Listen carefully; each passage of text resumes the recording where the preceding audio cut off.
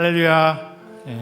귀하고 복된 주님의 날입니다. 예배 자리에 나오신 여러분들을 주님의 이름으로 환영하고 또 축복합니다. 우리 앞뒤 좌우로요 같이 이렇게 인사하면 좋겠습니다. 잘 오셨습니다. 반갑습니다. 이렇게 같이 인사하시면 좋겠습니다. 네, 잘 오셨습니다. 또 너무 반갑고요. 한 주간 또 어떻게 지내셨는지 또 아마 각자의 자기의 이야기들이 있으시겠죠. 그럼에도 불구하고 하나님께서 우리를 또 귀하게 예배 자리로 불러주셨습니다. 주님께 집중하고 또 주님께만 온전히 영광 드리는 귀하고 복된 예배 자리 되기를 간절히 소원합니다. 이제 다 함께 우리의 마음을 모아서 영과 진리로 하나님께 예배 드립니다.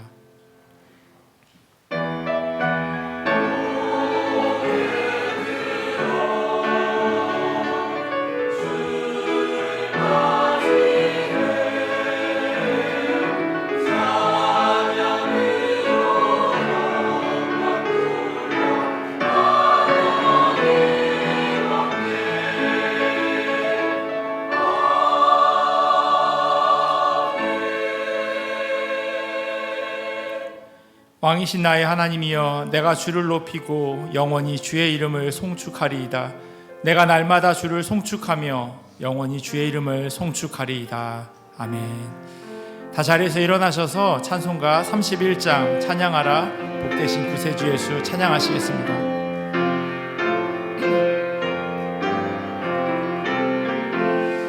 찬양하라 복되신 구세주 예수, 백성들아 사랑을 전하세. 경배하라 하늘의 천군과 천사, 주님 앞에 영광을 돌리세. 목자같이 줄 지키시고 종일 품에 늘 안아주시니, 찬양하라 높으신 권세를 찬양. 찬양 찬양 영원히 드리세. 찬양하라 복되신 구세주 예수, 우리 대신 죽음을 당했네. 구주 예수 영원한 구원의 소망, 경배하며 겸손히 절하세. 찬양하라 우리 대신 예수, 귀에 한없이 크셔라. 찬양하라 높으신 권세를 찬양. 찬양 찬양 영원히 드리세. 찬양하라 복되신 구세주 예수, 천사들아 즐겁게 찬양해. 구주 예수 영원히 다스리신, 멸류관을 주 앞에 드리세. 구주 예수 세상을 이기시고 영광 중에 또다시 오시니, 찬양하라 높으신 권세를 찬양. 찬양 찬양 영원히 드리세. 다 함께 사도신경으로 우리의 신앙을 고백합니다. 전능하사 천지를 만드신 하나님 아버지를 내가 믿사오며 그 외아들 우리 주 예수 그리스도를 믿사오니, 이는 성령으로 잉태하사 동정녀 마리아에게 나시고 본디오 빌라도에게 고난을 받으사 십자가에 못 박혀 죽으시고 장사된 지 사흘 만에 죽은 자 가운데서 다시 살아나시며 하늘에 오르사 전능하신 아버지 우편에 앉아 계시다가 저리로서 산자와 죽은 자를 심판하러 오시리라. 성령을 믿사오며 거룩한 공회와 성도가 서로 교통하는 것과 죄를 사하여 주시는 것과 몸이 다시 사는 것과 영원히 사는 것을 믿사옵나이다. 아멘. 다 자리에 앉으셔서 우리 천성을 향해 가는 성도들아 같이 기쁨으로 찬양하겠습니다.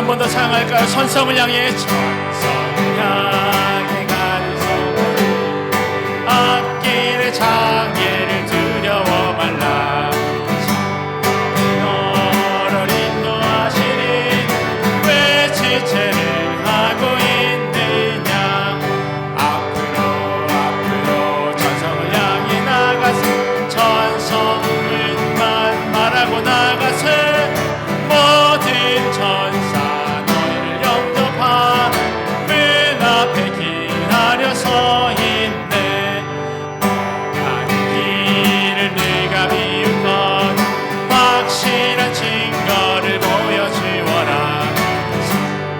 너를 담아하여 주소 그들도 찬미를 얻으리 앞으로 천성을 향해 나가세 천성문만 말하고 나가세 모든 천사 너희를 영접하 문 앞에 기다려 서 있네 가는 길을 누가 내 손에 든 검을 꽂지 말아라 저방이 등에 모든 개들이 끝까지 잘 너 가는 길을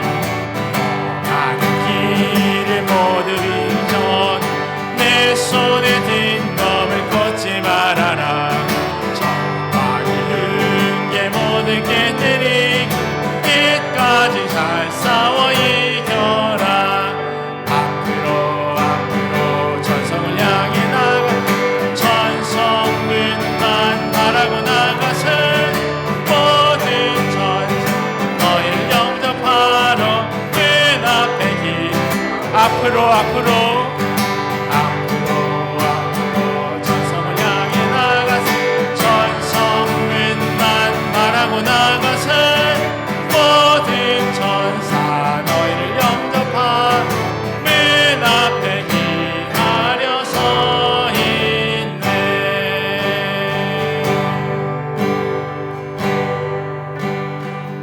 할렐루야 찬양하세 내 모든 죄 사함받고 주 예수와 동행하니 그 어디나 하늘나 내 영혼이 은총 입어 내 영혼이 입어 중한 죄짐 벗고 보니 슬픔 많은 이 세상도 천국으로 내 영혼이 은총 입어 내 영혼이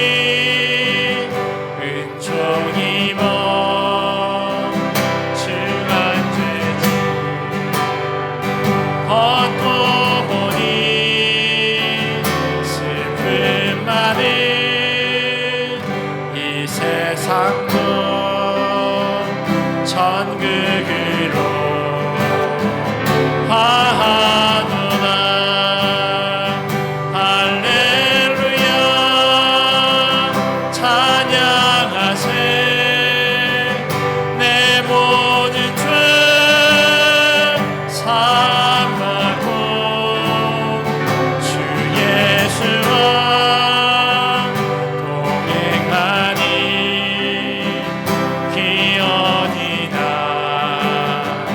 하늘 주의 얼굴 뵙기 전에 주의 얼굴 뵙기 전에 멀리 뵈던 하늘나라 내 맘속에 이루어지니 날로 날로 우리 3절 찬양하시겠습니다. 높은 산이 거친 들이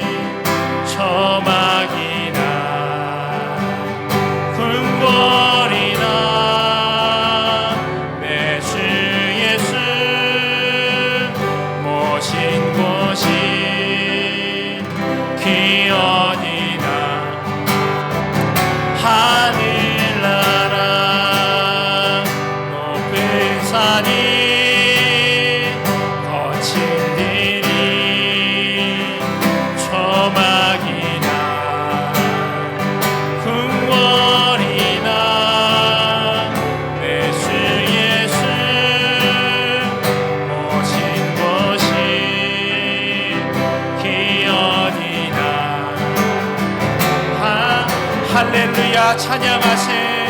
할렐루야 찬양하세. 내 모든 죄 사함 받고 주 예수와 동행하니 기어디나. 우리 한 번 더 고백할까요? 할렐루야 찬양하세. 할렐루야 찬양하세. 내 모든 죄 사함 받고 주 예수와 동행하니 기어디나. 하늘나라.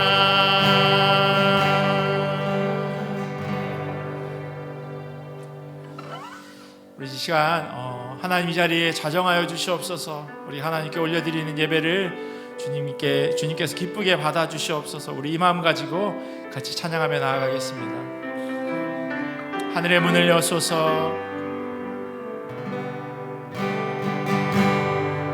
하늘의 문을 여소서.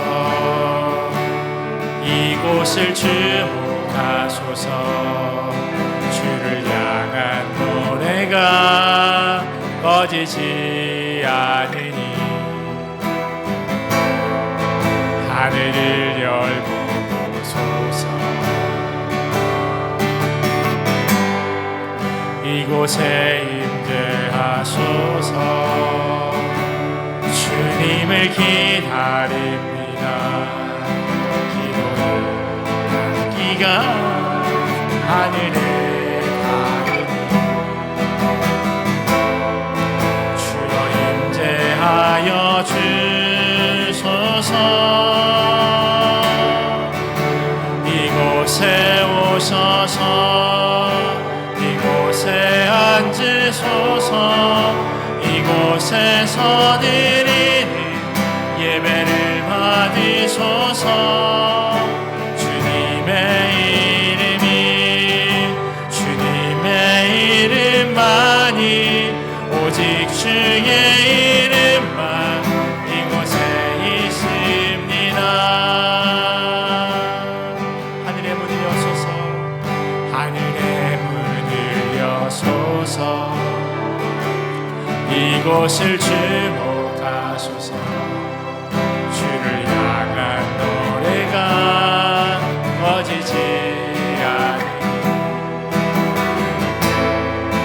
하늘을 열고 보소서. 이곳에 임재하소서. 주님을 기다립니다. 기가 하늘에 닿으니 주여 임재하여 주소서. 이곳에 오셔서 이곳에 앉으소서. 이곳에서 드리는 예배를 받으소서.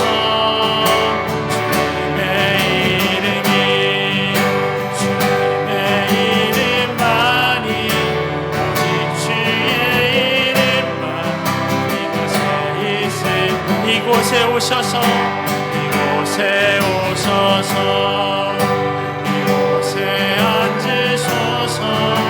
이곳에서 드리는 예배를 받으소서. 주님의 이름만이 오직 주의 이름만 이곳에 우리 한 번 더 고백하겠습니다. 이곳에 오셔서 이곳에 오셔서 이곳에 앉으소서. 이곳에서 드리는 예배를 받으소서. 주님의 이름이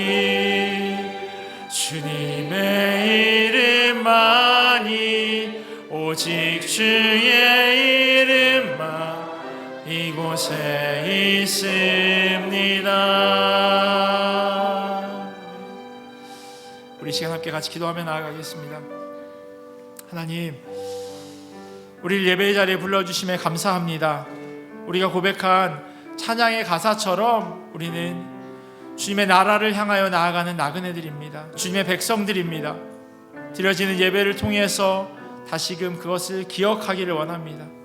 이 자리 주님께서 함께하여 주시옵시고 오직 주의 이름만이 높여지는 은혜의 자리 되기를 간절히 원합니다. 특별히 성령님, 우리의 마음의 문을 열어주시고 겸손하게 하나님의 말씀에 귀 기울일 수 있도록 도와주시옵시고 선포되어지는 말씀이 하나님의 은혜가 더하여지고 함께 전하는 자와 듣는 자가 은혜 받는 복된 성별된 자리 되게 하여 주시옵소서. 우리 기도 제목 가지고 함께 같이 기도하며 나아가겠습니다. 기도하겠습니다. 참 좋으신 하나님 감사합니다. 하나님의 이름을 높여드립니다. 하나님, 부족한 저희들을 예배의 자리로 불러주시고 또 우리가 예배하며 주님 앞에 찬양하며 나아갈 수 있도록 은혜 더하시며 감사합니다. 우리가 주님 기도하옵기는 주님의 나라를 향하여 나아가는 나그네 된 자들임을 다시금 기억하게 하여 주시옵소서. 주님의 백성들임을 잊어버리지 않도록 인도하여 주시옵소서. 드려지는 예배를 통해서 하나님, 우리가 이것을 다시금 되새기기를 간절히 원합니다. 이 자리에 주님께서 임재하여 주시옵시고 주의 이름만이 온전히 높여지는 귀하고 복된 예배의 자리 되게 하여 주시옵소서. 특별히 하나님, 기도하옵기는 성령님 말씀을 듣기 위하여 모였사오니 하나님 들려지기를 원합니다. 선포되어지는 말씀을 통하여서 은혜 받게 하시고 도전받게 하시고 또한 그 말씀대로 살아내는 귀한 주의 자녀들 되기를 원하오니 하나님 은혜를 더하여 주시옵소서. 부족합니다. 하나님, 그러기에 하나님 엎드립니다. 하나님께서 이 자리 가운데 좌정하셔서 우리가 드리는 예배 가운데 온전히 하나님 기쁘게 받아 주시옵소서. 감사합니다.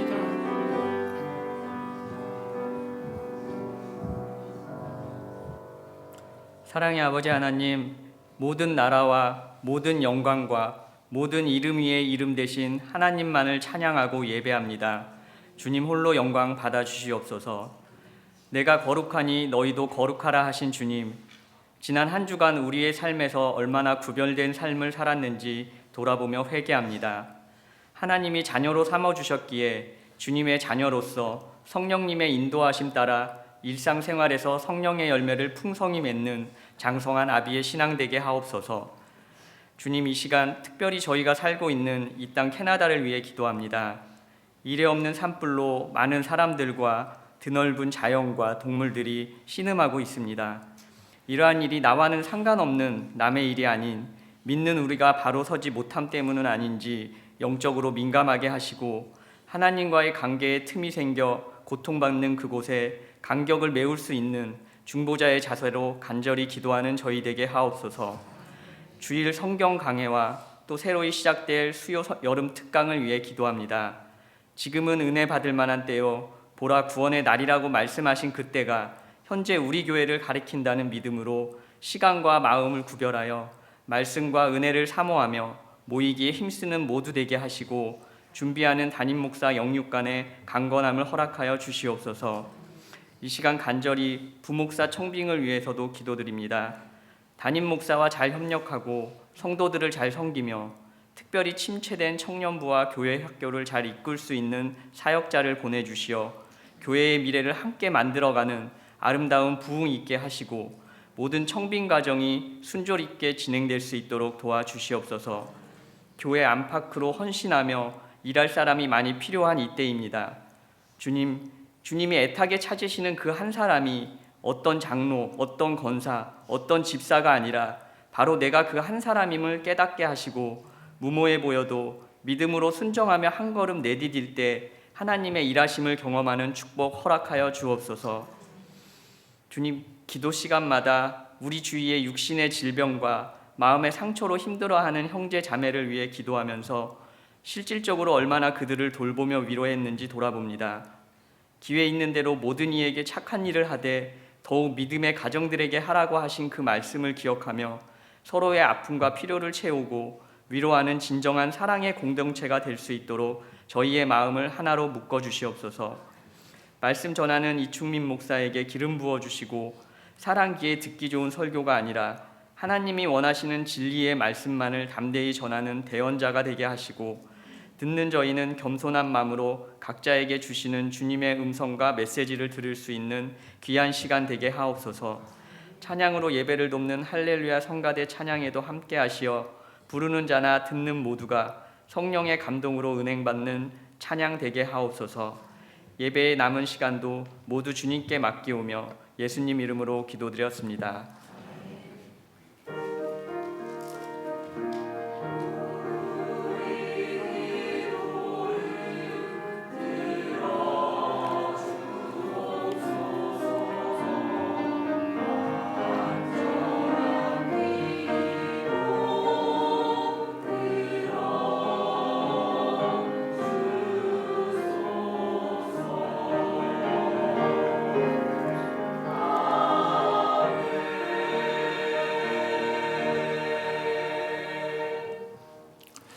교회 소식 몇 가지 전해드리도록 하겠습니다. 주보를 참조해 주시면 감사하겠습니다. 돌아오는 주일은 Father's Day BBQ를 하는 날로 이렇게 저희가 매년마다 Father's Day 그렇게 지내왔었습니다. 그래서 목장별로 반찬을 하나씩 준비해 주시면 좋을 것 같고요. 그리고 교회에서는 나머지를 준비하신다고 합니다. 그래서 이렇게 다 같이 모여서 그렇게 친교할 수 있는 그런 시간이니만큼 꼭 예배에 참석하셔서 같이 교제 나누실 수 있으면 좋겠습니다. 일부 예배는 전과 동일하게 그대로 진행됩니다. 그래서 일부 예배 참여하실 분들은 일부 예배 참여하시고요. 또 2부 예배 오시는 분들은 끝나고 교제하고 그렇게 돌아가 주시면 좋겠습니다. 지난 주일에 광고했듯이 돌아오는 수요일부터 그리고 수요일, 목요일 동일한 내용으로 여름 특강 성막 성경을 말하다라고 하는 제목으로 성막 강의가 진행됩니다. 그래서 시간이 되시는 분들은 수요일날 저녁에 7시에 오셔도 되고요. 동일한 내용이 목요일날 오전 10시에 진행되니까 편한 시간에 오셔서 같이 강의 들으셨으면 좋겠습니다. 동일한 강의가 진행될 예정입니다.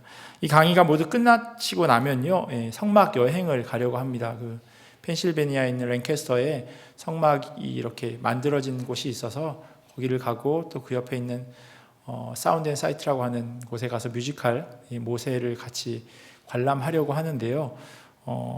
이 여행에 참여하지 못하시는 분들도 강의 들으시는 데는 전혀 지장이 없으시니까 강의 참여하시고 또 시간이 되시는 분은 같이 함께 여행 참여하실 수 있으면 좋겠습니다. 이와 관련해서 여행 업무를 도와주실 분이 필요하다고 제가 지난주에 광고 드렸는데 강희승 집사님하고 또 김현성 집사님 도와주신다고 말씀하셨고요. 또 다른 분들도 시간이 되시는 분들을 같이 참여해서 팀으로 좀 준비하시면 더 수월할 수 있을 것 같아요. 저희는 같이 하는 것이 가치 있는 것이거든요. 그래서 언제나 어떤 것을 할 때 혼자 막 준비하는 것이 아니라 같이 준비할 수 있도록 그렇게 되어지면 좋겠습니다. 그래서 예배 후에 도서실에서 잠깐 미팅을 좀 가지려고 하니까요. 하시는 이 팀에 들어오신 분들은 도서관으로 잠깐 모여주시면 감사하겠습니다.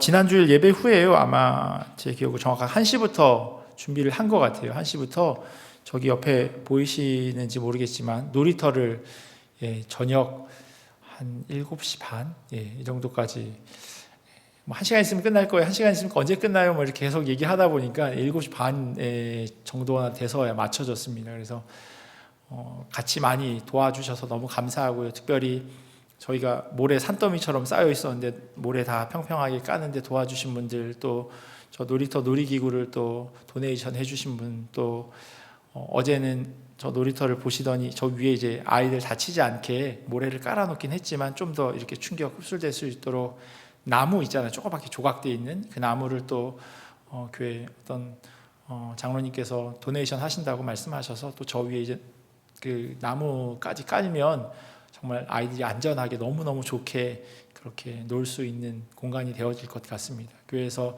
다음 세대를 위해서 그렇게 다 이렇게 한 분 한 분씩 도와주셔서 너무 감사하고요. 또 직접 이렇게 만드는 데 참여해 주신 많은 분들께도 다시 한번 감사를 드립니다. 김나영 집사님께서 리스 레스토랑이라고 하는 식당을 개업하셨습니다. 저기 주보에 주소가 있고 또 상호명도 있는데요. 오다 가다 일부러라도 좀 들리셔서 같이 식사하시고 또 인사하시고 그렇게 해주시면 감사하겠습니다. 외부 단체 광고가 있는데요. 그 여름 나이아가라 캐톨릭 교육청에서 그 한글 학교가 진행된다고 합니다. 그래서 주보 참조하셔서 혹은 교회 홈페이지 참조하셔서요. 그 참여를 원하시는 분들은 그 홈페이지에 들어가시면 도움을 받으실 수 있을 것 같습니다. 혹시 빠진 광고 광고 없으시면 성가대 나오셔서 할렐루야 성가대 나오셔서 찬양해 주시겠습니다.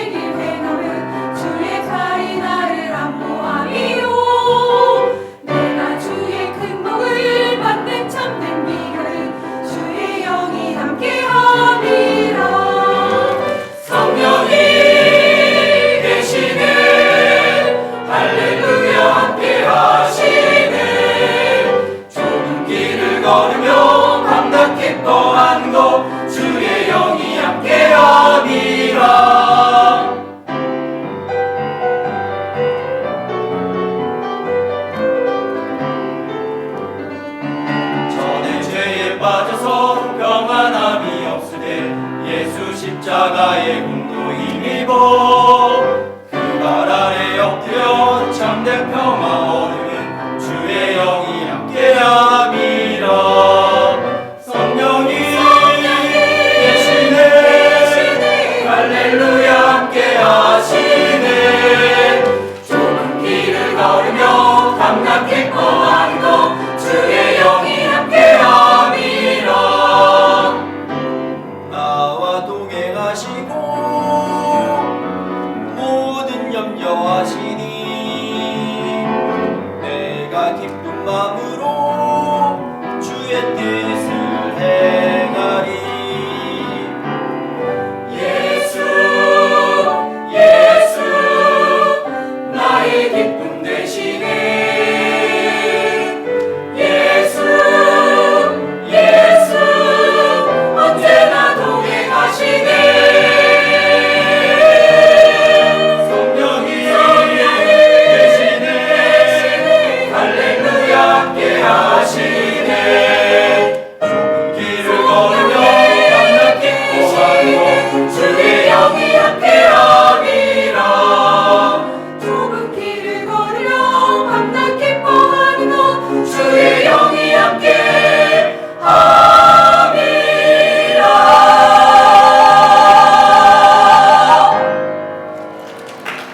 귀한 찬양 너무 감사합니다.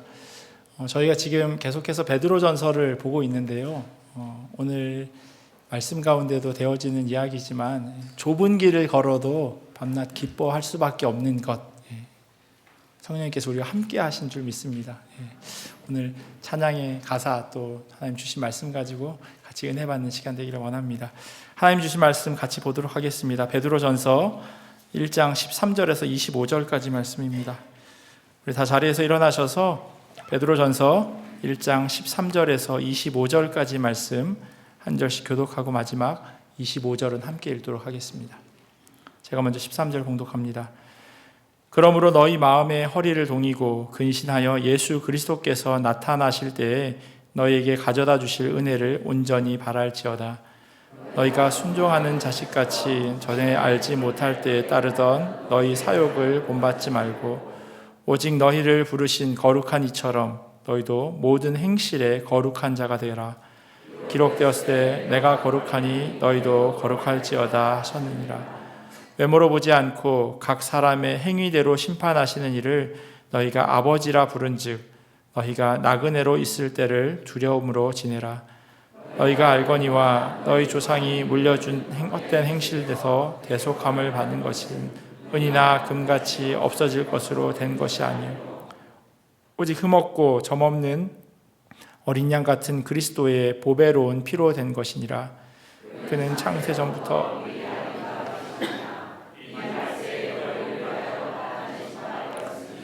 너희는 그를 죽은 자 가운데서 살리시고 영광을 주신 하나님을 그리스도로 말미암아 믿는 자니 너희 믿음과 소망이 하나님께 있게 하셨느니라. 너희가 진리를 순종함으로 너희 영혼을 깨끗하게 하여 거짓이 없이 형제를 사랑하기에 이르렀으니 마음으로 뜨겁게 서로 사랑하라. 너희가 거듭난 것은 썩어질 씨로 된 것이 아니요 썩지 아니할 씨로 된 것이니 살아있고 항상 있는 하나님의 말씀으로 되었느니라. 그러므로 모든 육체는 풀과 같고 그 모든 영광은 풀의 꽃과 같으니 풀은 마르고 꽃은 떨어지되 함께 읽겠습니다. 오직 주의 말씀은 세세토록 있도다 하였으니 너희에게 전한 복음이 곧 이 말씀이니라. 아멘. 하나님의 말씀입니다. 자리에 앉겠습니다. 창세기 1장을 보면요, 하나님께서 우리를 어떻게 만들으셨는지 다음과 같이 기록되어 있습니다. 하나님이 이르시되 우리의 형상을 따라 우리의 모양대로 우리가 사람을 만들고 그들로 바다의 물고기와 하늘의 새와 가축과 온 땅과 땅에 기는 모든 것을 다스리게 하자 하시고, 하나님이 자기 형상 곧 하나님의 형상대로 사람을 창조하시되 남자와 여자를 창조하시고라고 기록되어 있습니다. 우리는 이렇게 하나님의 형상대로 만들어진 자들입니다. 베드로전서 1장에 나와 있는 베드로 사도가 1세기 터키 북쪽에 살고 있는 그 그리스도인들을 향해서 흩어져 사는 나그네라고 그들의 정체성을 이야기하였지만 이들 역시도 하나님의 형상대로 만들어진 자들입니다. 하나님께서 이들이 일상 가운데서 세상과 구별된 삶을 살아가기를 원하고 계십니다. 제가 명확한 지명을 잘 모르겠는데요. 그 토론토 동쪽에 이제 스카보로라고 하는 곳이 있는데 그 제일 남쪽에 보면 온타리오 호수를 이렇게 끼고 있는 곳이 있어요.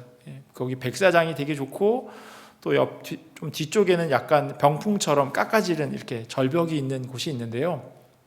코비드 기간에 아주 답답해가지고 그래서 저희 아이들과 거기를 이제 산책을 하러 갔었습니다.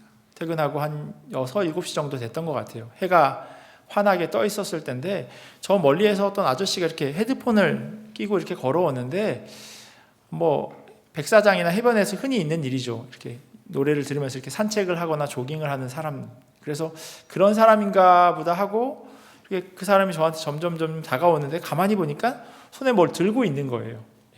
이게 뭐냐면 금속 탐지기를 들고 있는 겁니다. 그래서 금속 탐지기에 이렇게 헤드폰이 연결되어 있어서 이렇게 하면서 걸어오고 있었습니다. 제가 그 장면을 딱 보고 어떤 생각이 들었냐면 저래가지고 일당이나 나올까? 그 생각이 들었어요. 분명히 뭐가 있으니까 그렇게 다닐 텐데 제가 보기에는 조금 약간 한심스러워 보이기도 하고요.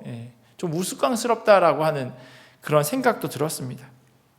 근데 잘은 모르지만 분명히 뭔가 나오니까 그렇게 하고 있는 걸 겁니다. 그분에게는 그런 경험이 있었기 때문이겠죠. 그냥은 잘 모르는데 모래 속에 어떤 보물이 들어있다라고 하는 것, 그리고 그것을 금속 탐지기를 통해서 여러 차례 경험했기에 어쩌면 뭐 다이아몬드 반지, 금목걸이 이런 걸 찾은 경험이 있기에 그 아저씨가 그 좋은 시간에 그리고 아마 해변을 걸어 다녔을 겁니다. 마치 예수님께서 하나님의 나라에 대해서 비유로 말씀하신 것과 아주 비슷한 모양입니다. 마태복음 13장에 보면요, 천국은 마치라고 하는 이야기로 시작되는 비유가 6개가 줄줄이 계속 등장합니다. 그 가운데 이런 이야기가 있어요. 어떤 사람이 소장농으로 다른 사람의 밭을 경작하고 있다가 곡괭이질을 하다가 털컹 하는 소리에 그 밑에를 파보니까 보물이 있는 거예요. 이 사람이 그 보물을 잘 꺼내서 주인에게 가져다 주지 않고요, 다시 덮습니다. 그리고 집으로 달려가서 자기가 가지고 있는 모든 걸 다 팔아서 그 보물이 있는 그 밭을 삽니다. 비유는요, 이것을 가지고 어떤 윤리적이나 혹은 도덕적이다라고 이야기할 수 없는 거예요. 그냥 어떤 주제를 가지고 그 이야기를 하기 위해서 만들어 놓은 이야기죠. 이 밭에서 농사 짓던 사람이 비도덕적이고 윤리적이지 못하게 주인의 땅을 사버린 것, 그렇게 이해하면 안 되는 이야기죠. 하나님의 나라는 이렇게 보물을 발견한 것처럼 너무나도 귀한 거구나, 중요한 거구나. 그래서 다른 어떤 것보다 그것을 가장 우선순위로 두는구나 라고 이해하는 것이, 이 비유를 바로 이해하는 것입니다. 제가 호숫가에서 금속 탐지기를 가지고 걷는 사람을 보면서 일당은 나올까라고 그렇게 생각했지만, 오히려 그 사람은 저를 보고요, 이 밑에 보물이 이렇게 많은데 저렇게 시간을 낭비하고 있나? 라고 생각할 수도 있다는 거예요. 똑같은 상황인데 서로 바라보는 것이 전혀 다릅니다. 너무나도 상반된 상황입니다. 땅 아래에 보물이 있는 것을 모르고 살아가는 삶을 베드로전서 기자는요, 14절에서 전에 알지 못할 때에 따르던 너희 사욕이라고 이야기합니다.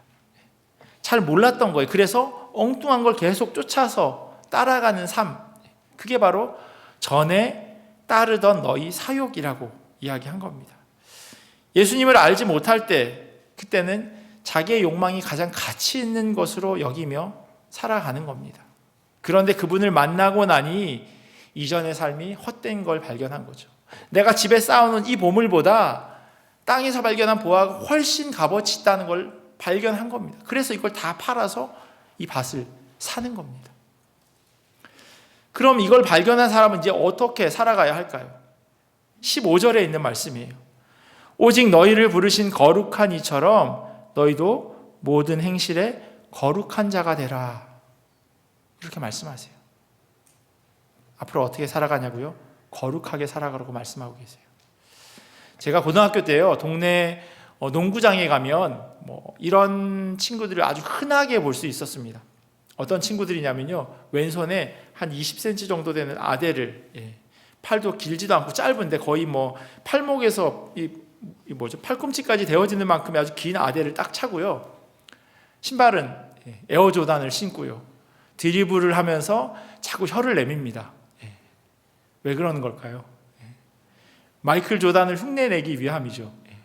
잘 하지도 못하는데 아대를 오른손에 차야지 땀을 닦을 텐데 왼손에 아대를 차고, 그리고 비싼 에어조단 신발을 신고 자꾸 잘못하다가 혀를 씹을 수도 있는데 혀를 내밀고 이렇게 드리블을 합니다. 왜 그러냐면요, 그 선수를 흉내내는 거예요. 너무 좋은 거예요. 혹시 여러분들은 그런 적 없으세요? TV나 영화나 어떤 사람을 보면서 저 사람처럼 머리를 해야지, 저 사람 옷 스타일 너무 멋있다, 통 넓은 바지 아니면 통 좁은 바지, 짧은 미니스커트, 다양한 그런 걸 해보신 적은 없으신지요? 요즘에요, 세계 각국에 아미라고 부르는 군인들 말고요, BTS 팬들이 한국어를 배우고 있습니다. 왜냐하면 그 가사를 그대로 이해하고 싶은 거예요. 번역된 거 말고 정말 내가 좋아하는 BTS가 부르는 그 가사 하나하나를 하나님의 말씀처럼 곱씹고 싶은 거예요. 그래서 한글을 배운다고 그렇게 이야기를 들었습니다. 좋아하면요, 그리고 그것을 동경하면 따라하게 되어 있습니다. 전에는 모르고 쫓았던 욕망을 뒤로하고 예수 그리스도를 만난 사람은 그분을 닮아가려고 합니다. 아주 자연스러운 현상입니다. 예수님의 많은 성품들 가운데 베드로 사도는요, 거룩이라고 하는 것을 손꼽았습니다. 거룩, 홀리라고 하는, 이걸 딱 생각하면 뭐가 떠오르세요? 중세 아주 멋들어진 오래된 성당에서 나오는 그 파이프 오르간 소리, 혹시 그게 연상되시나요? 아니면 한 1년에 성경은 한 5독 정도 하고 모든 예배를 빠지지 않고 드리는 이런 사람, 그것과 거룩이라고 하는 것이 이렇게 연관지어져서 생각되시나요? 어떤 측면에서 틀린 말이 아닐 수도 있지만, 그러나 그 모양이 반드시 거룩이라고 하는 것과 딱 일치하는 것은 아닙니다. 그럴 수도 있지만 아닐 수도 있다는 거예요. 영국의 오래된 교회 건물이 클럽으로 팔려나간 것, 그것은 이미 10수년 전에 기사로 접한 내용들입니다. 그곳은 원래 하나님께 예배드리는 곳이었어요. 거룩한 곳이었어요. 겉으로 보기엔 그래요. 그런데 그 안에 들어가면 하나님께 드려지는 예배와 말씀이 전혀 없습니다. 그렇다면 그 건물을 우리가 거룩한 곳이라고 이야기할 수 있을까요? 기도 오래 하고 성경 지식이 풍성한 사람, 그런 사람을 꼭 거룩하다고 이야기할 수 있을까요?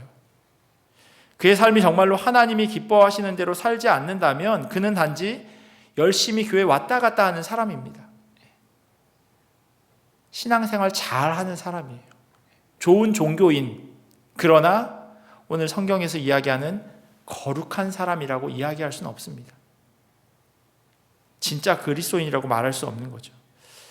그럼 거룩은 무엇을 말하는 걸까요? 거룩은요, 다르게 사는 것을 이야기합니다. 지난주에 읽었던 베드로전서의 시작으로 돌아가 보면 그 힌트를 찾아볼 수 있습니다. 베드로전서 1장 1절하고 2절 상반절에 이렇게 기록되어 있어요. 예수 그리스도의 사도 베드로는 본도, 갈라디아, 갑바도기아, 아시아와 비두니아에 흩어진 나그네 곧 하나님 아버지의 미리 아심을 따라 성령이 거룩하게 하심으로 순종함과 예수 그리스도의 핏부림을 얻기 위하여 택하심을 받은 자들이라고 이야기합니다.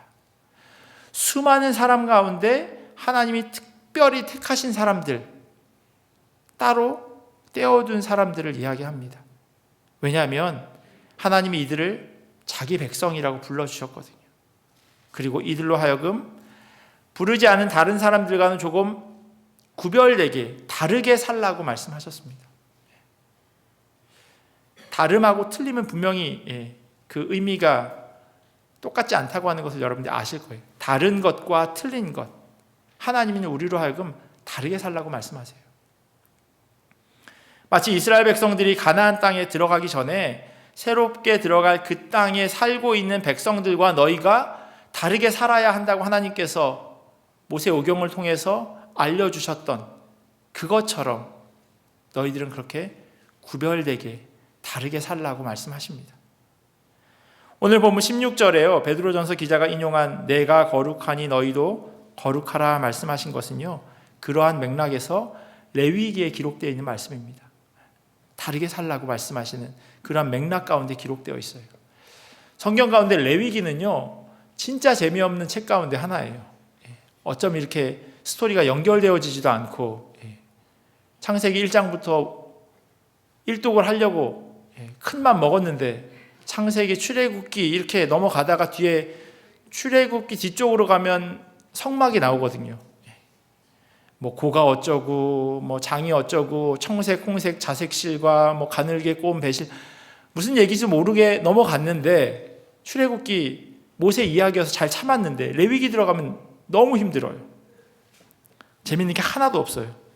제사의 종류와 방법, 우리가 드리지도 않는 제사들, 여러 절기에 대한 그러한 내용들, 깨끗한 것, 부정한 것. 오늘 혹시 아침에 김치찌개에 돼지고기 송송 썰어서 넣고 오신 분들은 여기에 따르면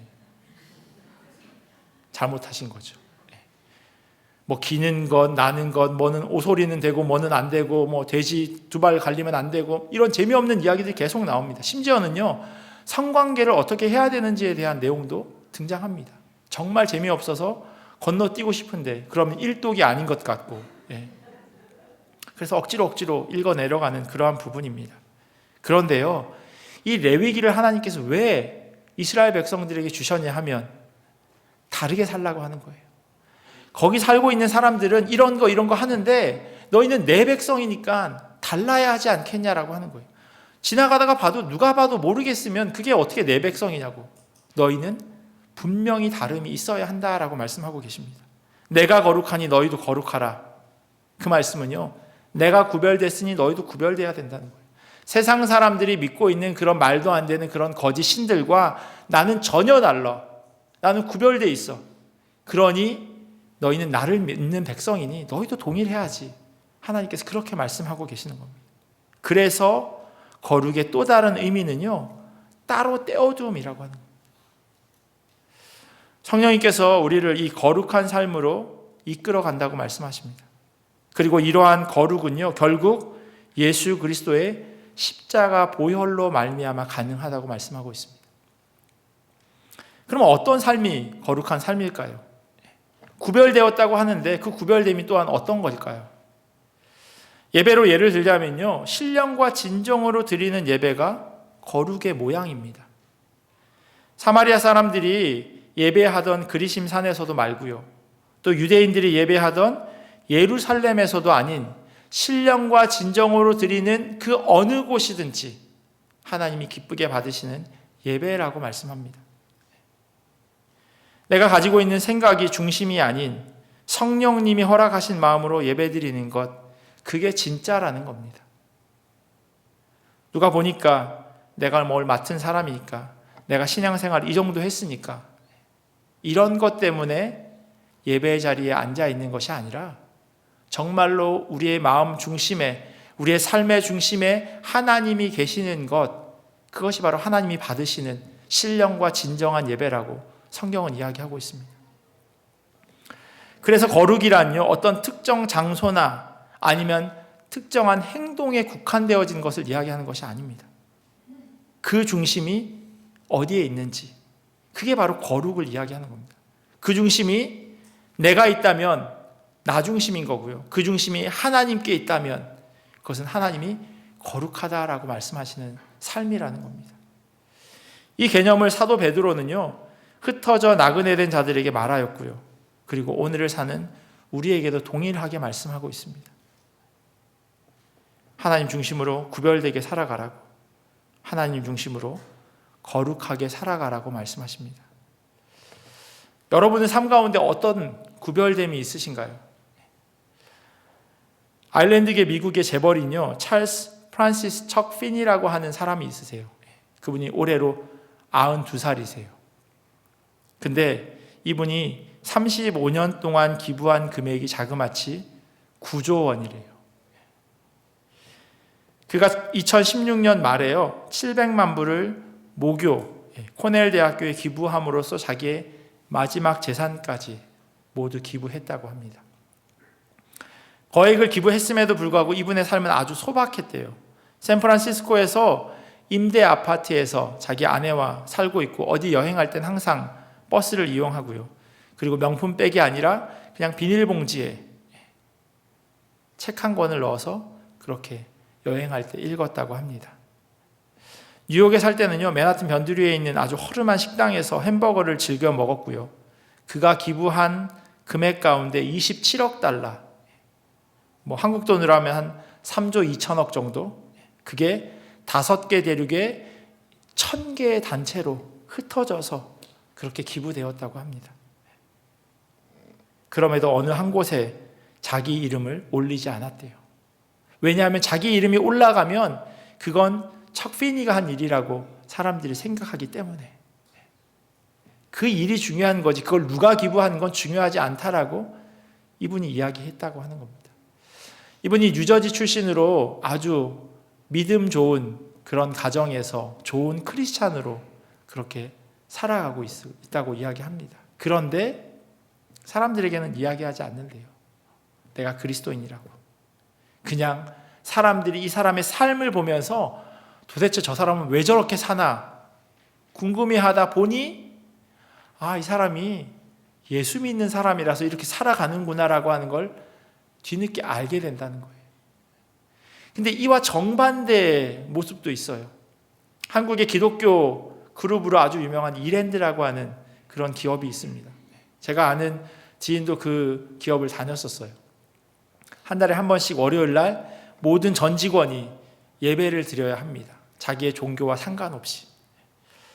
믿지 않는 사람들에게 복음을 듣게 하는 장점이 있기는 하지만 또 한편으로는 거부감을 갖게 하기도 합니다. 그런데 그 거부감을 아주 심하게 갖게 한 일이 있었어요. 벌써 오래된 사건이지만 비정규직 근로자들의 파면 문제로 영화로도 만들어지고 뉴스에도 오리락내리락 했었습니다. 기독교 기업이라고 말하는데 그 상황을 바라보는 사람들의 시선은 크게 다르지 않구나 라고 하는 거였어요. 성경은 분명히 거룩하라고, 구별되라고, 다르게 살아야 한다고 이야기하고 있는데 세상 사람들이 그 기업을 보면서 다르지 않네 라고 이야기했다고 하는 건 그 기업이 어떤 일을 했던지 간에 그 모습이 거룩과는 동떨어졌다라고 생각할 수밖에 없다는 겁니다. 구별됨에 있어서 확연하게 드러나는 그런 경우가 있는가 하면 그 반대의 삶도 있습니다. 그러나 분명한 것은요, 그것이 드러나건 숨겨져 있건 우리의 삶을 통해서 드러나야 한다는 거예요. 보여져야 한다는 거예요. 일부러건 일부러 아니건 상관없이. 그리고 그 구별됨의 근거는 당연히 하나님 중심이어야 한다는 겁니다. 이러한 구별됨의 예를요, 베드로전서 기자는 다음과 같이 기록합니다. 제가 세번역 성경으로 읽어드릴게요. 여러분은 진리에 순종함으로 영혼을 정결하게 하여서 꾸밈 없이 서로 사랑하기에 이르렀으니 순결한 마음으로 서로 뜨겁게 사랑하십시오. 제가 세번역 성경을 읽어드린 이유는요, 개역개정 성경과 그렇게 크게 다르지 않은데 저게 2번, 3번 이렇게 각주가 달려져 있어요. 세번역 성경에는 2번 아래에 이렇게 써져 있어요. 영혼이라고 하는 말 앞에 있는 2번에는 다른 고대 사본들에는 성령을 통하여가 더 있음이라고 돼 있고요. 3번 뜨겁게 사랑하십시오 앞에는 변함없이 또는 깊게라고 돼 있대요. 그래서 이걸 같이 다 넣어서 보면 이렇게 적어볼 수 있을 것 같아요. 여러분은 진리에 순종함으로 성령을 통하여 영혼을 정결하게 하여서 꾸밈 없이 서로 사랑하기에 이르렀으니 순결한 마음으로 서로 변함없이 뜨겁게 사랑하십시오. 이렇게 돼 있어요. 구별됨의 실제적인 모습이 뭐냐면요, 사랑이에요. 사랑으로 드러난다고 이야기합니다. 우리 힘으로 사랑할 수 없기에 성령을 통해서 그렇게 해주신대요. 우리가 그렇게 할 수 있는 사람이 아니라는 거예요. 이기적인 사람이라고 하는 거예요. 그래서 성령님께서 우리로 하여금 성령을 통해서 사랑으로 이끌어 가신대요. 그런데 그게 끝이 아니에요. 마지막은 우리가 해야 되는 거예요. 22절 말씀을 가만히 묵상해 보면요, 성령님을 통해서 사랑하는 것까지는 이끌어 주시는데 그 다음 변함없이 뜨겁게 사랑하는 그것은 결국은 우리가 해야 되는 겁니다.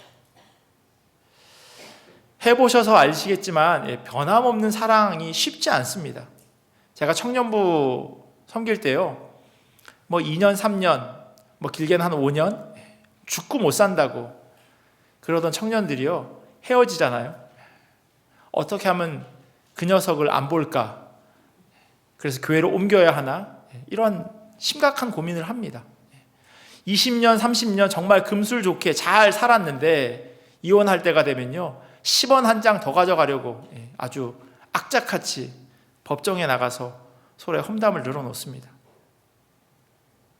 말처럼 쉽지 않아요. 그래서 23절에요, 이렇게 할 수 있는 또 다른 우리의 정체성을 이야기합니다. 너희가 거듭났다라고 이야기해요. 이전에 우리의 삶의 모습, 그건 절대로 안 된다는 겁니다. 다시금 태어나지 않으면 이 일이 안 된대요. 이미 3절에서요, 예수 그리스도를 죽은 자 가운데서 부활하게 하심으로 말미암아 우리를 거듭나게 하셨다라고 그렇게 이야기했는데, 다시 한번 23절에 우리가 거듭나야 한다고, 거듭났다고 그렇게 말씀하십니다. 왜냐하면 그러지 않으면 이 일이 안 된다는 거예요. 그리스도께서 우리를 사랑하신 것, 우리가 그것을 깨달아 알고 새롭게 태어나지 않으면 다른 사람들을 사랑하기가 어렵다는 겁니다. 반복해서 욕망에 따라 살아가는 우리들에게 여러분은 성령으로 다시 태어났으니 이걸 기억하십시오 라고 말씀하고 있습니다. 그렇게 하지 않고는 거룩한 삶의 실제인 사랑으로 살아갈 수 없기 때문입니다. 이 구별된 삶을 살아가기 위해서 우리는요, 말씀을 붙잡아야 합니다. 사랑도 변하거든요. 사람은 더 많이 변하고요. 무엇보다 우리는 죄의 탄성이 있어서 죄가 있는 쪽으로 자꾸 돌아갑니다. 계속해서 하나님 기뻐하시는 모습으로 가다가도 순간 원래 있는 자리로 훅 돌아갑니다. 그래서 하나님의 말씀을 붙잡으라고 이야기합니다. 왜냐하면 하나님의 말씀 변함이 없으니까요. 오늘 24절과 25절 말씀입니다. 그러므로 모든 육체는 풀과 같고 그 모든 영광은 풀의 꽃과 같으니 풀은 마르고 꽃은 떨어지되 오직 주의 말씀은 세세토록 있도다 하였으니 너희에게 전한 복음이 곧 이 말씀이니라. 풀이 시들고 꽃이 지는 것처럼 육체는 늙어갑니다. 그런데 신기하게요, 사람은 참 안 바뀌어요. 참 안 바뀝니다. 그 정도로 시간이 지나면 변할 만도 한데 바뀌어지지 않아요. 그런데 하나님의 말씀이 사람을 바꾸어 놓습니다. 제가 지난주에도 인용해드린 한국교회 처음 이야기라고 하는 책에 이런 이야기가 있어요.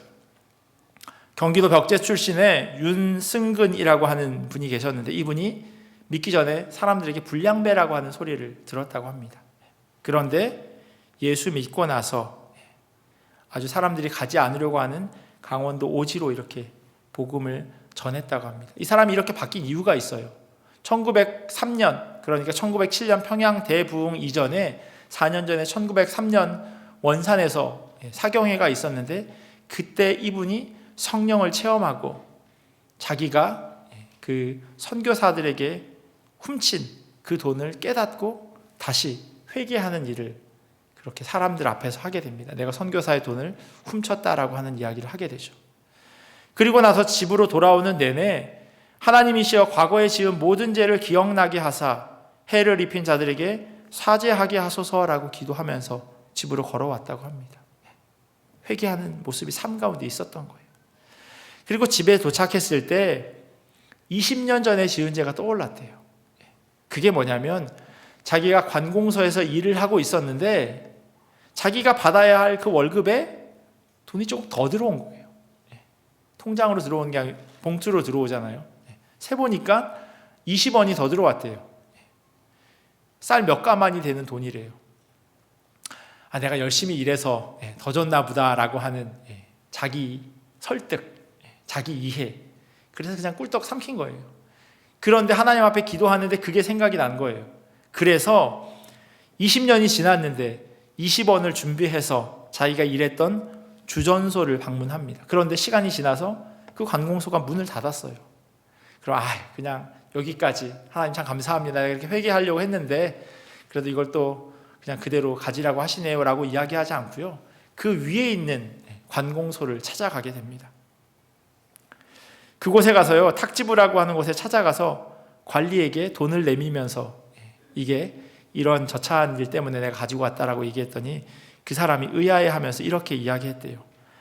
대저 나라 돈이라면 누구나 거저 먹으려고 하거늘 예수교인은 어찌된 일인지 20년 전에 정부 잘못으로 나간 돈마저 갚으려 하는가. 탁지부에서요, 이 윤승근이라고 하는 분이 가져온 돈을 양심전이라고 따로 떼어서 금고에 넣고요, 그 사람에게 양심전이라고 되어져 있는 영수증을 발급해 줬다고 합니다. 그게 이렇게 신문에 실려 있더라고요. 그리스도인들의 거룩한 모습이 사람들에게 이렇게 드러나는 거죠. 그럼 사람들은 똑같이 질문하겠죠. 도대체 예수 믿는 사람들은 왜 이렇게 살아가나? 라고 말입니다. 이렇게 구별된 삶을 살아가는 사람은 교회라고 하는 믿음의 공동체 안에서만 머무를 수 없습니다. 주님께서 그렇게 하라고 말씀하지 않으셨거든요. 예수님이 부활하신 이후에 제자들이 어떻게 살아갔는지를 보면 잘 알 수 있습니다. 12명이 한 곳에 모여서 계속 있었나요? 그렇지 않아요. 그들은 흩어졌습니다. 우리가 잘 아는 사도행전 1장 8절 말씀 보시면요, 오직 성령이 너희에게 임하시며 너희가 권능을 받고 센 캐서린과 예루살렘과 온 유대와 온타리아와 사마리아와 너희가 가지 않으려고 적이라고 생각하는 그 땅, 그리고 마지막에는 땅 끝까지 이르러 내 증인이 되라고 그렇게 말씀하셨습니다. 우리나라 말이에요, 뭉치면 살고 흩어지면 죽는다라고 하는 이야기가 있죠. 그런데 성경은요, 뭉치면 살지만 흩어지면 더 많은 사람이 살아난다라고 이야기해요. 전해지는 복음을 통해서 잃어버린 영혼들이 더 많이 살아나게 되기에 그렇습니다. 그래서 교회 이외의 일상에서 또 다른 공동체로 우리가 살아가야 합니다. 우리끼리만 모여서 거기에 안주하면서 구원받은 것으로 만족하는 것이 아니라 예수님께서 우리로 하여금 흩어지라 말씀하셨고 우리가 흩어진 그곳에서 복음을 살아내라고 말씀하고 계십니다. 그래서 예수님께서는요, 우리를 이곳에만, 이 예배당에서 일주일 내내 살라고 말씀하지 않으셨어요. 혹 주변에 그런 곳이 있다면 제가 단언코 말씀드리지만 거기에는 하나님이 계시지 않습니다. 한 곳에 모여서 다른 거 다 끊어내고 공동체로 모여서 살아가는 것, 산속에서 혹은 어디 섬에서 그렇게 살아가는 것 절대로 하나님이 원하시는 모습이 아니에요. 이단들이나 하는 일입니다. 우리는 흩어지도록 부르심 받은 사람들입니다. 성경은 우리를 흩어지라고 말씀하셨고요, 예수님께서 보낸다라고 하는 이야기를 반복적으로 말씀하셨습니다. 일상에서 예수님이 기뻐하시는 공동체로 살라고 말씀하셨어요. 그래서 오늘 우리가 읽은 흩어져 사는 나그네들을 하나님의 택하심을 입은 자들이라고 말한 겁니다. 강제로 흩어져서 살아가지만 그럼에도 불구하고 너희들은 내가 특별하게 불렀다, 내가 버려서 너네가 흩어진 것이 아니라 내가 불렀기에 너희가 흩어진 것이다 라고 하나님 말씀하고 계세요. 참 어렵습니다. 믿음을 가진 사람들이 모여있는 곳에서 주님 말씀대로 사는 것도 어려운데 흩어져서 우리가 각자 그 말씀대로 살아간다고 하는 건 얼마나 어렵습니까? 쉽지 않죠. 그런데 하나님께서 우리를 절대로 홀로 내버려 두지 않으셨다라고 하는 것을 기억하셨으면 좋겠습니다. 임마누엘로 함께 하신다 말씀하십니다. 그러니까 그것을 우리가 잊고 살기에 복음으로 살아내지 못하는 겁니다. 그런데 기억하셨으면 좋겠습니다. 주님께서 함께 하신다 말씀하셨습니다. 예수님께서 제자들에게 내가 아버지에게서 나와 세상에 왔고 다시 세상을 떠나 아버지에게로 간다라고 말씀하셨어요. 제자들이 이 예수님의 말씀을 듣고 고민하지 않을 수 없었습니다. 그럼 우리는 어떻게 해요? 이 고민이 되어질 수밖에 없죠. 제자들이 이 질문할 걸 예수님이 아시고 이렇게 말씀하십니다. 이것을 너희에게 이르는 것은 너희로 내 안에서 평안을 누리게 하려 함이라. 세상에서는 너희가 환난을 당하나 담대하라. 내가 세상을 이겼노라. 내가 너희를 세상에 보내기에 너희에게 너희 삶에 환난과 근심과 고난이 없을 거다라고 말씀하시면 참 좋을 텐데 예수님께서 환난이 있을 것이라고 장담하며 말씀하세요. 환난을 당할 거라고. 그런데 또 하나 장담하시는 게 있어요. 내가 세상을 이겼다라고 말씀하세요. 내가 이긴 싸움이라고. 마치 무슨 축구 중계의 결과를 이미 알고 보는 것처럼 중간중간 가슴 졸이죠. 이긴 걸 알지만 자꾸 자기가 응원하는 팀이 지니까. 그런데 그 가슴 졸임이 마지막에 해결될 걸 알고 있어요. 우리 이미 이긴 싸움을 하셨다라고 주님 말씀하셨어요. 그러니 우리 앞에 당한 그 고난, 어려움 잘 감당할 수 있다고 그렇게 말씀하십니다. 결국 우리가 만들어가야 하는 건요, 일상에서의 공동체입니다. 저희가 주일에 모이는 교회처럼 각자의 삶의 자리에서 우리의 문턱을 낮춰서 작은 공동체로 살아갈 수 있어야 합니다. 나그네됨 그리고 구별됨, 때로는 불편하고 보잘것 없어 보이고 또 너무나도 작은 공동체로 살아가기에 그 안에서 당하는 어려움들이 분명히 있습니다. 그럼에도 불구하고 주님께서는 우리로 하여금 그렇게 살라고 말씀하세요. 그 안에서 주님의 일하심을 맛보라고 말씀하세요. 다시 한번 사도 베드로가 인용한 이사야서 말씀을 제가 읽어드리도록 하겠습니다. 모든 육체는 풀과 같고 그 모든 영광은 풀의 꽃과 같으니 풀은 마르고 꽃은 떨어지되 오직 주의 말씀은 세세토록 있도다. 이 말씀을 기억하는 우리 믿음의 공동체 되기를 간절히 원합니다. 오늘 말씀을 정리하겠습니다. 제가 5가지를 말씀드렸어요. 흩어진 나그네로 선택받은 우리는 거룩하게 살아야 할 그런 사람들입니다. 그리고 그 거룩은요, 구별됨, 따로 떼어냄의 모습입니다. 하나님 중심으로 사는 것, 다른 것이 아니라 우리의 중심에 하나님이 계시는 것, 그게 거룩이고요. 또 그 거룩의 모양은 사랑이라고 하는 것으로 드러날 수밖에 없습니다. 마지막으로 하나님께서는 우리로 하여금 흩어져서 구별된 자로 이 삶의 모습을 살아내라고 말씀하십니다. 우리가 만나지는 모든 사람들과의 관계 안에서 이 사랑이 드러나야 합니다. 교회에서 모이는 것뿐만 아니라 우리가 살아가는 그곳에서, 직장에서, 가정에서, 우리 삶의 터전에서 주님의 말씀대로 그렇게 일상의 공동체로 살아가시기를 예수 그리스도의 이름으로 간절히 축원합니다. 기도하겠습니다. 하나님 감사합니다. 우리를 주님의 자녀 삼아 주시고 우리를 사랑하여 주시고 또 우리를 택하여 불러주시니 너무나도 감사합니다. 우리가 그 부르심에 온전히 아멘으로 응답하게 하여 주시옵소서. 구별된 자, 따로 떼어서 하나님이 성별한 자로 우리로 하여금 살아가게 하시고 무엇보다도 그 가운데 하나님이 중심되어 주시길 간절히 원합니다. 구별됨의 실제적인 모습은 사랑이라고 성경은 이야기합니다. 우리 힘으로 할 수 없기에 성령님께서 우리와 함께 하여 주시옵시고 무엇보다도 우리가 흩어져 구별된 자로 살아가는 것이 쉽지 않지만 주님께서 이미 이겨놓으신 싸움임을 기억하며 우리가 그것을 온전히 잊어버리지 않도록 주여 은혜로 더하여 주시옵소서. 감사하며 사랑이 많으신 예수님의 이름으로 기도합니다. 아멘.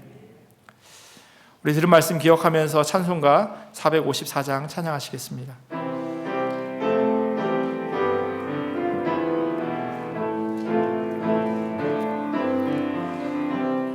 주와 같이 되기를 내가 항상 원하니 온유하고 겸손한 주의 마음 주소서. 세상에서 우리가 나그네로 있을 때 주의 형상 닮아서 살아가게 하소서. 비록 작은 새라도 돌보시는 나의 주 나와 함께 계시어 나를 지켜주소서. 마음이 깨끗하기를 내가 항상 원하니 악한 마음을 버리고. 우리 다 같이 일어나셔서 봉헌하시면서 3절 찬양하시겠습니다. 주와 같이 되기를